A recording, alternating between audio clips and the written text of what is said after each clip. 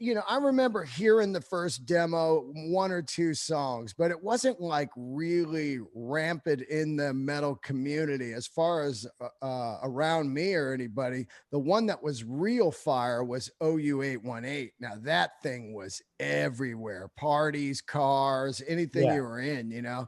But the first one, I just don't really remember it that well, but the guys told me that you actually owned it. Do you remember when you got that?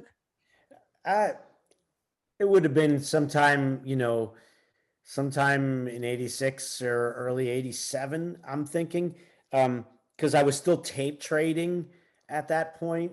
Um, you might, well, I'm trying, it's hard for me to remember exactly when. I moved out of my mom's apartment at some point in 86, and I got my own tiny little apartment in Forest Hills, Queens. So I feel like it would have been before that because when I was still living at home, my mom's, that's where I was tape trading, and people had that address and they would send stuff to my mom's house. Although I might have gotten there after I moved out at some point, but it would be hard for me to pin down specifically when, because it also, it didn't make a huge impact on my life. Like it was one of those things like where someone had sent it to me and it was, like a copy of a copy of a copy of a copy. Yeah. And it already sounded pretty terrible, even if you would have had a first edition copy of it.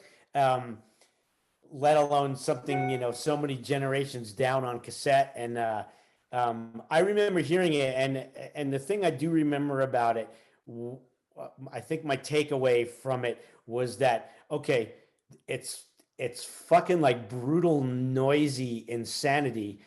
And whoever these guys are, they don't take themselves too seriously because they obviously have a good sense of humor, and and that definitely attracted me to it. And I definitely was familiar with what I thought was just noise, kind of for noise sakes music, because me and Charlie, well, I should back that up. Danny Lilker did this thing called the Crab Society with some guys.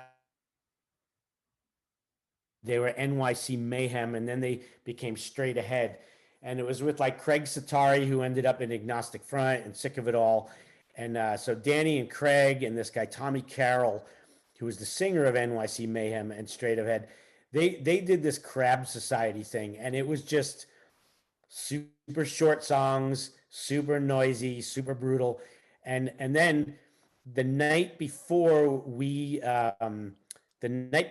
recorded SOD, so it would have been July 1st, 1985 actually.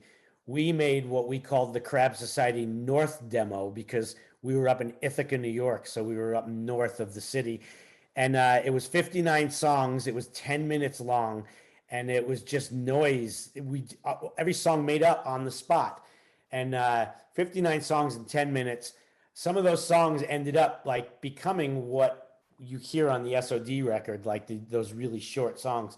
And so when I heard that Bungle thing, let's say a year and a half later, I was like, oh, this reminds me of the Crab Society, kind of just much longer songs. But it had the same sound as the Crab Society. You just couldn't make shit out, and the vocals were crazy. And um, so I was definitely attracted to it. And then, yeah, OU818 certainly put Bungle on the map for me. And then, of course, when Mike joins Faith No More, and you find out, oh, it's the guy, it's that guy. Yeah. That guy for Mr. Bungle is the guy singing Epic. Like, Yeah. what? Like, so then it all started to come together. And then, of course, the first Bungle record, and the rest is history. Yeah. Yeah. Now, since I haven't heard it in a gazillion years, I mean, are the vocals changed much from what he was doing on that demo?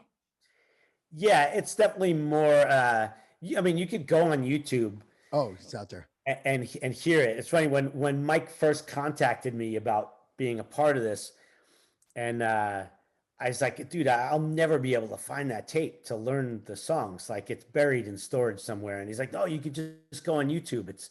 It's all up on YouTube. So of course I immediately went on YouTube to start listening. And I was like, how the fuck am I gonna figure these songs out from the quality was even worse than the quality of the tape I had. Like, I was like, I'm never going to be able to learn these riffs. And I wrote him back. I'm like, how the fuck am I going to figure this shit out? And he said, oh, don't worry. Trevor and Trey they're going to make new demos because we don't even know what the fuck we were doing. We need to figure it out. So they're going to make demos and you'll be able to learn from that. I was like, oh, thank you. But yeah, I think, yeah, first of all, just the quality of the recording of the vocals are much different. I mean, a lot of that stuff, if you go listen to it, it sounds like he's singing through, like he had 7 pairs of socks over the microphone, and it's just who the fuck, it's a fucking mess, but in a good way.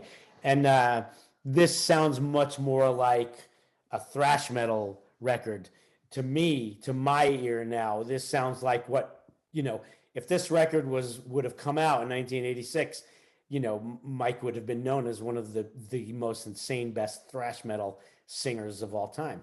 And it's funny that people don't think of Mr. Bungle as being a thrash metal band, but that's what they were.